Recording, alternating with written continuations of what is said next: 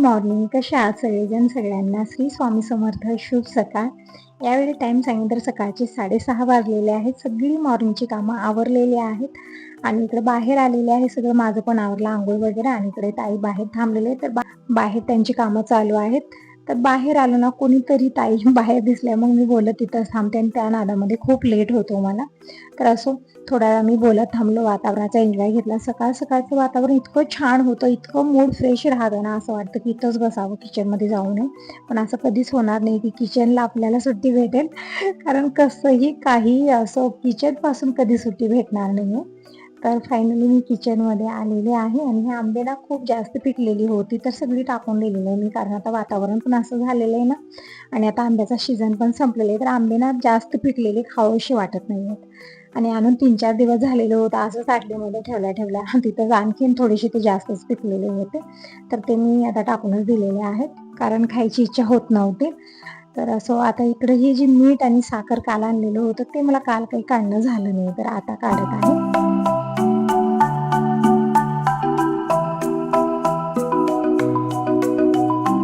हे जे डब्बे मी घेतलेले होते 1 किलोचे आहेत बरोबर, तर 1 किलो मीठ आलेलं आहे आणि साखर पण मी काढलेली आहे डब्यामध्ये.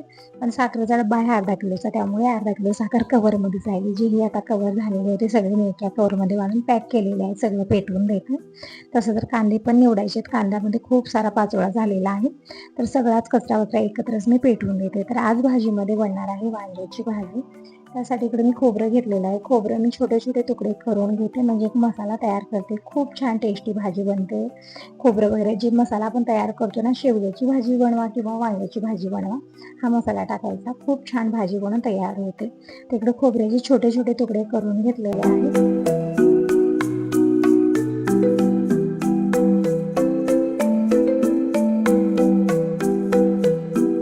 कुकरला मी डाळ पण लावलेली आहे, म्हणजे भाजी कशी बनवा, वरण हे बनणारच. आणि तसं तर वांग्याची भाजी बाबा खाणार नाहीत, म्हणून बाबांसाठी एक वेगळी भाजी वरण हे तर बनणारच होतं. आणि कशी स्पेशल भाजी बनवा, वरण हे आपल्या घरी बनतं. तिकडे डाळ शिजलेली, म्हणजे कुकरला 2 शिट्या झालेल्या, डाळ एकदम परफेक्ट शिजलेली आहे. शेवग्याची शेंग टाकून मी डाळ शिजवली, शेंगा काढलेल्या आहेत प्लेटामध्ये, आणि डाळ एका वेगळ्या भांड्यात काढूया, किंवा याच कुकरमध्ये मी मसाले टाकून डाळ घाटून घेते. आणि इकडे पॅन ठेवलेला आहे, पॅनमध्ये मी घेतलेले शेंगदाणे, थोडंसं तेल टाकलेलं आहे, म्हणजे शेंगदाणे छान तळून घेऊ. आणि इकडं पाणी ठेवलेलं आहे, थोडंसं चिंच टाकून एक उकळी काढून घेऊया, म्हणजे चिंचेचा पूर्णपणे पल्प निघून येतो. तर शेंगदाणे पण छान असे तळलेले आहेत आता, म्हणजे छान तेलामध्ये सेकलेले आहे. तर आता काढून घेऊया. आणि खोबरं पण अशाच पद्धतीनं भाजून घ्यायचं आहे, पण खोबरं ना खूप लवकर जळायला लागतं, त्यामुळे गॅस मध्यम करायचा आहे. आणि तसं तर हे पॅन खूप जाड आहे, जास्त वेळ गरम राहतं, गॅस बंदही केला ना कुठं प्रोसेसिंग थांबणार नाही. तर इकडे खोबरं टाकलेलं आहे आणि परतून घेऊया. आणि गॅस मी खूपच कमी केलेला आहे, म्हणजे कमी गॅसवरती एक सलग चमचा फिरवते, खोबरं छान सेकून घ्यायचं आहे. आणि इकडे संग वरणाची पण मी तयारी करून घेतलेली आहे. बघू शकता खोबरं एकदम छान भाजलेलं आहे. मी आता गॅस बंद केला आणि शेंगदाणे आणि खोबरं जोपर्यंत थंड होत आहे तोपर्यंत मी कांदा, हिरवी मिरची हे सगळं घेतलेलं आहे, बारीक चिरून घेतलं, कोथिंबीर वगैरे. तर सगळं निवांत खाली बसून मी चिरून घेतलेलं आहे. तोपर्यंत शेंगदाणे आणि खोबरं छान थंड झालेलं आहे. आणि इकडे ठेवलेले जर्मनचं पातेलं, तुम्ही म्हणता ताई जर्मनच्या पातेल्यामध्ये स्वयंपाक बनवू नको, म्हणजे जर्मनचे भांडे सगळे घालून टाक आणि स्टीलचे किंवा पित्तळचे भांडे, पातेले काय घ्यायचे ते हे. तर तुमचं बरोबर आहे, म्हणजे अगोदर ना खूप सारे माझ्याकडे जर्मनचेच पातेले होते आणि अल्युमिनियमच्या कढया मी घेतलेल्या होत्या. पण असं म्हणतात जर्मनचे पातेले किंवा अल्युमिनियमच्या कढया ज्या असतात ना, त्यामध्ये स्वयंपाक करू नये. पण आता ते काय करणार. तर आता अल्युमिनियमची कढईला तर काय तितकं भाव वगैरे नाही, ते तर मी असंच टाकून दिलेलं आहे. पण जर्मनचे पातेले मात्र मी घालणार आहे. आणि एखादी स्टीलचं पातेलं किंवा पित्तळ तांब्याची, म्हणजे पित्तळची घ्या म्हणून तुम्ही म्हणत आहात, पण पित्तळच्या पातेल्यापेक्षा मला स्टीलचं ठीक वाटतं, तर तेच घेणार आहे. तर इकडं अगोदर मी वरणाला तडका देते. तर कढई ठेवलेली आहे, कढईमध्ये तेल घेतलं, तेल छान गरम झाल्यानंतर जिरं मोहरी टाकलेलं आहे, थोडंसं लसूण टाकलं, कढीपत्ता टाकलेला आहे, परतून घेतलं. आता टाकूया कांदा टाकून परतून घेतलेला आहे. आणि इथं आणखीन भाजी बनणार आहे ना वांग्याची, त्यामुळे थोडंसं जास्तच कढीपत्ता काढून घेतला, लसूण वाटून घेतलेला आहे. म्हणजे संग तयारी करते मी, एक तयारी करण्याला वेळ भरपूर लागतो. जे स्वयंपाक असतो ना त्याची तयारी खूप असते, तयारी झाली ना मग स्वयंपाक बनवायला आपल्याला जास्त वेळ लागणार नाही.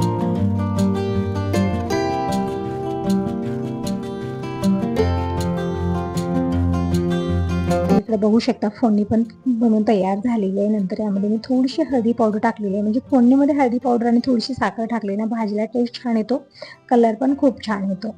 तर फोडणी तयार झाल्यानंतर शेवग्याची शेंग टाकली, परतून घेतला आणि जे मिक्स केलेलं वरण होतं ते टाकलेलं आहे आणि वरून थोडासा मी घरकुल मसाला टाकत आहे. म्हणजे हा मसाला छान आहे, म्हणजे जास्त असा वास पण येत नाही, जास्त स्ट्रॉंग नाही आहे. किंवा आपण गरम मसाले वगैरे यूज करतो ना जास्त, ते चांगले नसतात आपल्या शरीरासाठी आणि आपल्या घरी जास्त मसाले खाल्ले जात नाहीत.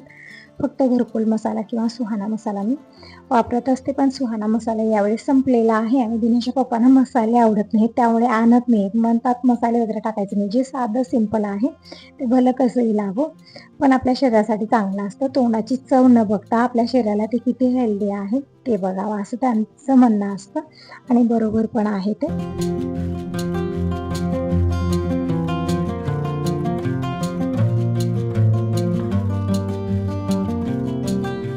आता दोन्ही बर्नर बिझी आहेत, तोपर्यंत मी वांगी चिरून घेते. तसं तर आज मला भरलेला वांगा बनवायचा होता, पण ही वांगी ना खूप मोठी मोठी आहेत, थोडी निबरट आहेत, म्हणजे यामध्ये बिया झालेल्या आहेत.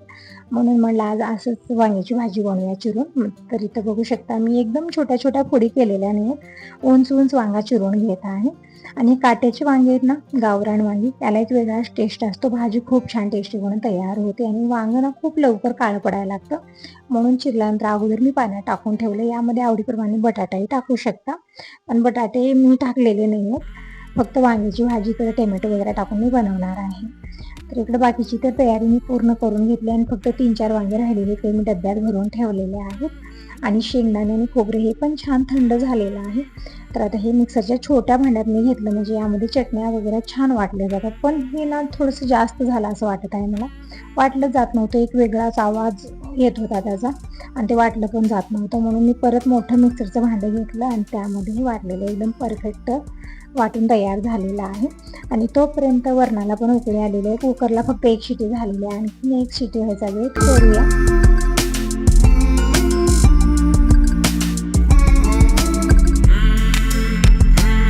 तोपर्यंत मी इकडच्या बर्नरवरती वांग्याची भाजी बनवून घेते. आणि भाजी बनवत होते त्याच वेळेत तेल संपलेलं, थोडंसं तांब्यात काढलेलं होतं, तळलेलं तेल जे राहत होते ते पण संपलेलं आहे, डब्यामधलं पण संपलेलं आहे. तर अगोदर मी तेल काढून घेतलं, म्हणजे भाजीला पुरेसं तेल होत नव्हतं, म्हणून मी आणखीन तेल काढून आणलेले. आता परत 1 चमचा मी तेल टाकलेलं आहे, म्हणजे या चमच्याने मी 2 चमचे तेल भाजीला घेतलेलं आहे.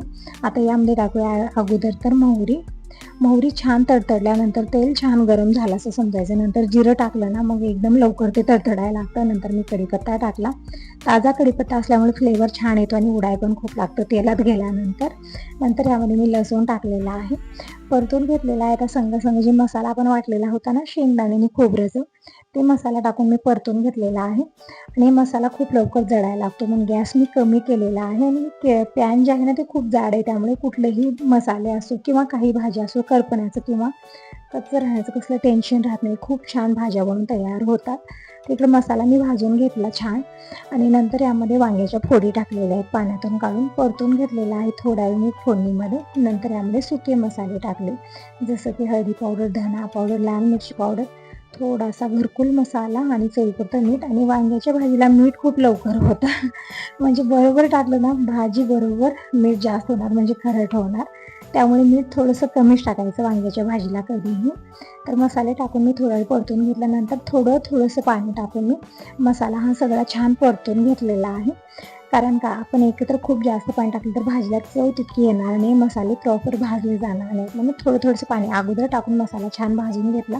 कारण सुका मसालाही व्यवस्थित भाजला जात नाही, करपायचं टेन्शन असतं, त्यामुळे थोडंसं पाणी टाकून मसाला भाजून घेतल्यानंतर मी पाणी टाकलेलं आहे खूप सारं, म्हणजे 1 ग्लास पाणी टाकले आहे. जशी रस्सा भाजी बनते ना तशी भाजी बनवणार आहे. यामध्ये मी शेंगदाण्याचं वाटण टाकले, थोडीशी कारळाची चटणी टाकलेली आहे.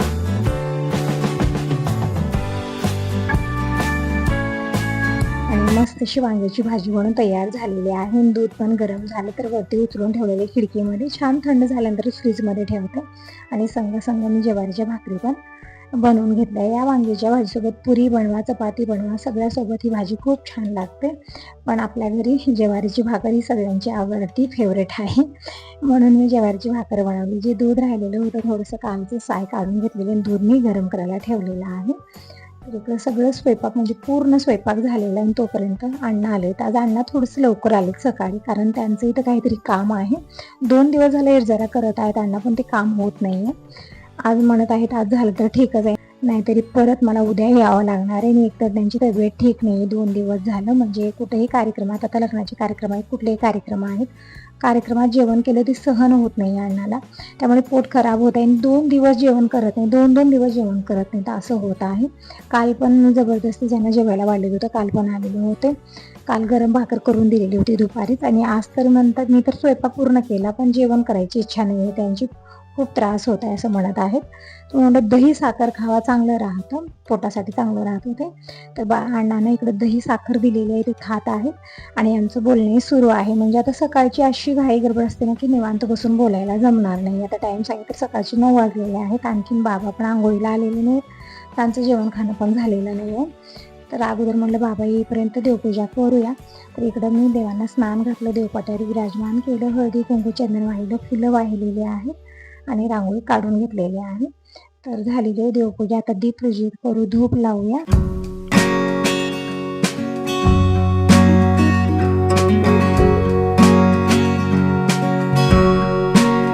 रोजची देवपूजा झालेली आहे. धूप लावून घेतली, तुळशीसाठी घेतलेला आहे. आणि फुलं पण शेवंतीची आणलेली होती मार्केटून, काही गुलाबाची पण आहे त्यामध्ये, म्हणजे कलरफुल फुलं असली ना छान वाटतं. नाहीतर एकतर देवाला पांढरा शुभ्र आणि फुलं पण पांढरा शुभ्र असं होतं. तर इकडं धूप लावलेली आहे. तर तुळशीपूजन उंबरापूजन करून आले. तर हीच आहे आजची देवपूजा. पूजा झाल्यानंतर आता आलेले मी परत किचनमध्ये. बघू शकता किती भांडे झालेले आहेत. आणि बाबा इकडं खूप सारे खोबरं म्हणजे ताजं नारळ आणलेले आहेत.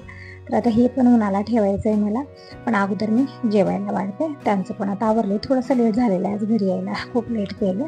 तर इकडं बाबांसाठी एक वेगळी भाजी बनवली, आज वांग्याची भाजी बनवलेली आहे. तर बाबा जेवण करणार नाही होते, तर वरण एक अशी भाजी बनवली स्पेशल बाबांसाठी. गरमागरम ज्वारीची भाकर, भात आणि आंबे दिलेले आहेत. तसंच आंबा खाणार नाही आहेत, भाकरीसोबत खातात. म्हणजे जेवण करते वेळेस कसलेही फ्रूट असो, आंबा असो किंवा दुसरे कुठले फ्रूट असो, आपण असंच खायला घेतो, पण त्यांना जेवण करते वेळेस खाण्याची सवय आहे, त्यामुळे दिलेलं आहे.